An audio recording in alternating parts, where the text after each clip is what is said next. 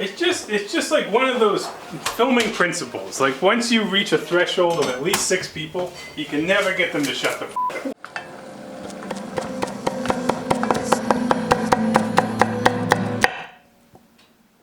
Hi, I'm Phil, S. Pumpkins, Esquire. Do you have something that you want to ask? Who are you? Cheddar Kev! Well, I'm pretty good cooking. Doink. Tonight on the show... Now I'm normal, Kev. Oh, that's better. Tonight on the show, we're gonna teach you how to make cheddar broccoli soup. But in a quantity that you would never make. No one would make this much cheddar broccoli soup unless you were feeding a lot of your friends who don't know how to be quiet while you're filming an episode. Do most people call it broccoli cheddar? Yeah, I feel like that's the official. It's called broccoli cheddar. What'd I say? Cheddar broccoli. Oh, it's broccoli cheddar. I'm sorry. Although I will say there is more cheese than broccoli in this. I almost said more cheese than cheddar. I feel like that should be Cheddar Kev's tagline. Cheddar Kev, more cheese than cheddar. Are you gonna help me? All right. Within you find a soup ingredient list, you know, what is a meal other than the ingredients that go into it? As such, you start with ingredients such as onions and garlic. That's the sharpest knife, be careful. Good. We're gonna use a whole head of garlic. A whole head, there it is. Better to mince it. We gotta work in tandem, like the Gemini twins. Here I have a onion. You can find all the letters of the word onion in Wario. Oh no, I'm also, oh no, it's Wario. And it's not too important how you chop these, really, because you know it's one of those dishes where you're making just a giant thing of soup. It's going to be mainly cheese, so anything else will just be incidental. You got something you want to ask? Okay, so now that I have half an onion, and I'm gonna make more onions, I'm gonna get this this cast iron right here. You can see that it's still got the bacon grease of bacon paste on there. And what we're gonna do is apply some additional bacon grease that's been sitting out for some time, but it came from the pan, and so it shall return to the same pan. You could use a neutral oil or butter or anything that's not bacon grease if you don't want to. I just have it and I thought it would be nice. So we're working from some base recipe as per usual, where I just like looked it up on the internet and was like, how do you make that cheese soup? And there's so many people here, I'm like tripling everything, so proportions are gonna be off. But if you want to make this at home, maybe just 1/3 everything, because that's an easy calculation to make. It'll be real easy, especially when we come to the broccoli, because we're using 3 bunches of broccoli. So you 1/3 that, and you end up with however much broccoli you brought home from the store. Letting the bacon grease completely melt would be ideal, but we don't have time for that. So we're just gonna start getting our onions going. Now, I'm gonna talk about the principle of layering flavors. And you can do this in very subtle ways. If you're ever trying to go for that je ne sais quoi of like motherly or matronly cooking, where it's like, why does mom's food taste the way it does? Sometimes it's of like stupid little things like this, where you're like, I used 1 white onion and 1 yellow onion. And that could be enough variation to be like, oh, this has a distinctive flavor. But almost no one will be able to put their finger on it, especially when you cook it in bacon grease and then just apply cheese liberally to the food. Okay, I'm at 1½ onions, and one of the onions is very large, and I don't think that any more onions are gonna fit in this pan at the moment. It's stinging my eyes. My eyes burn. Excuse me, I have something I want to ask. What would you like to ask? Are you hot in this kitchen? I'm hot in this. Yeah, I'm hot in this kitchen. It's hot in here. I don't know why. Why is it hot in here? Here's that garlic. In it goes. Okay, so we're gonna saute these until they get some, you know, nice color, nice cooking looking. You know, that's the state of where you want things to be, when they are cooking looking. All right, Kevin, would you like to start breaking down broccoli? Sure. Okay, so literally have your bud just chop the shit out of all this broccoli. And this is 3 bunches, but you gotta reduce it by 1/3 if you're making this at home. And we're actually gonna mince all the stems. Like literally, this is just gonna be smithereens of broccoli. Just think of all the broccoli you've never wanted to eat. This is it. You could buy shredded carrots, or you could grow a pair of carrots and then shred them in a box. I got Nice save. I'm doing 4 carrots because that's what I have, but you could really use any amount. Literally, the recipe that I'm following was like carrots to taste. Like Okay. who's taste? Blasting this pieces. shit. Just go absolute ham. We're gonna need to get you a bowl most likely. Blast! Blast it. Get the biggest pot you got. Get it warming up so it'll get hot. Then you take some water and you put it in there. Water is in a different material state than air. Here is some carrots that I shredded. Put them in the pot so they could get wetted by the water. All right. Kevin's working on the broccoli. Here's half of the broccoli.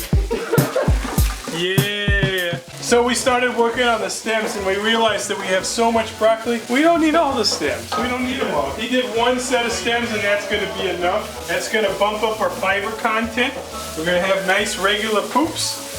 But we could throw out the rest. It's okay. It's all right. Nobody wants those broccoli stems. Here I got some vegetable stock. You could use chicken stock. You could use anything. This is that concentrated paste. I need a spoon, and we're gonna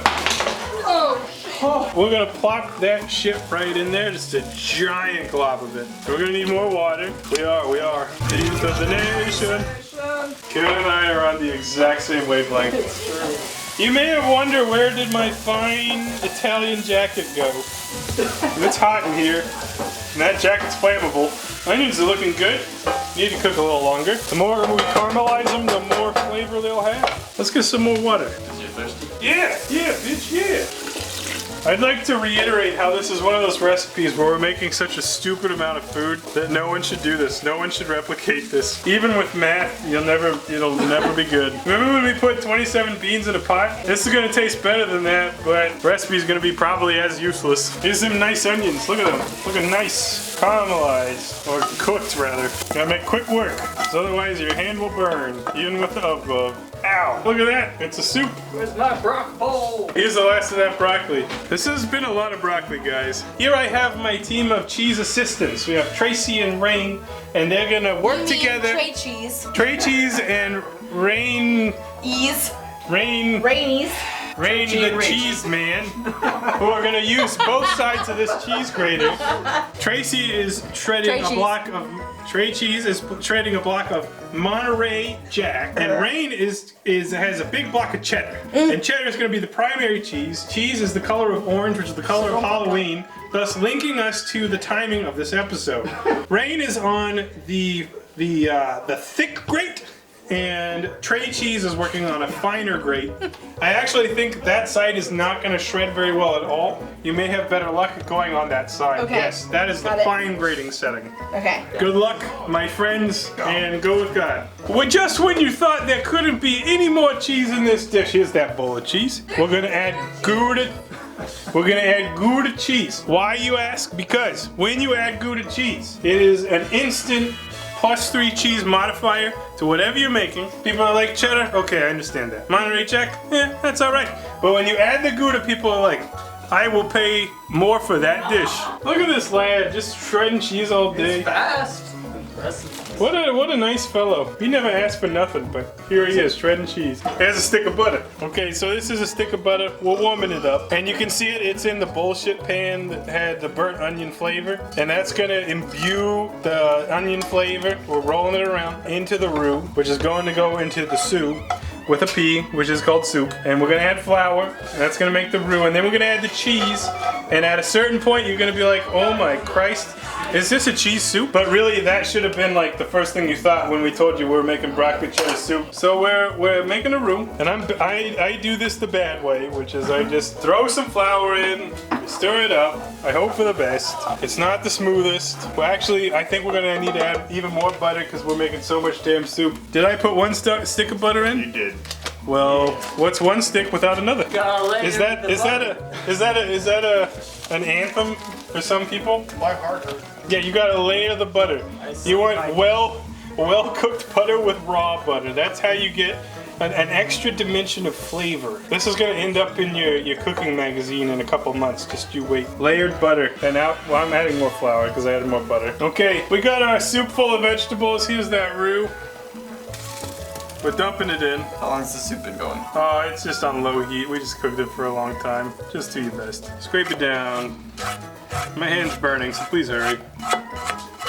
Thank you, Kevin. So we're gonna give that a mix. This should thicken up. And the first thought that I have, the very first thought is we're gonna need more liquid. I knew it. So I'm gonna ask one of my assistants to fill this pitcher up with water. Next up, we'll hit it with the garlic power. Garlic power. Don't need too much. We got a little paprika. I got a whole thing new mustard power. That's what you need. There's the mustard power. Might be nice with a little pinch of thyme. This is ground thyme, the right thyme. Here's nutmeg, just a pinch. Okay, we're mixing it up. We're having a great time. You give it a smell. Right now it smells like spices, broccoli, vegetables. We've turned up the heat just a little bit. And now we're gonna start layering the cheese into the soup. Look guys, it's getting cheesy. I put in all the cheese and you know what? We might not need any more liquid because all the cheese is melting in. It's folding in. It's folding in layers. Layers of flavor. And the more I stir it, the more I'm like, damn, this is cheese soup. Oh my Christ, smell it. It smells like Paprika cheddar soup. I think we've made something probably good. It's done. Probably needs salt. But cheese is stored in the salt. This needs a heavy salting. Okay. It's because we made multiple gallons. So what we're gonna do is we're gonna take out a little of this cheese soup. We have all the qualities we're looking for. Orange, vegetables. It's so good. It could be a little thicker. It could be a little thicker. We could add a thicker roux, but I feel like this is creamy in the optimal range. Like it's good. This is real good. This is good. This is how you make this soup. That's how you do it. It is.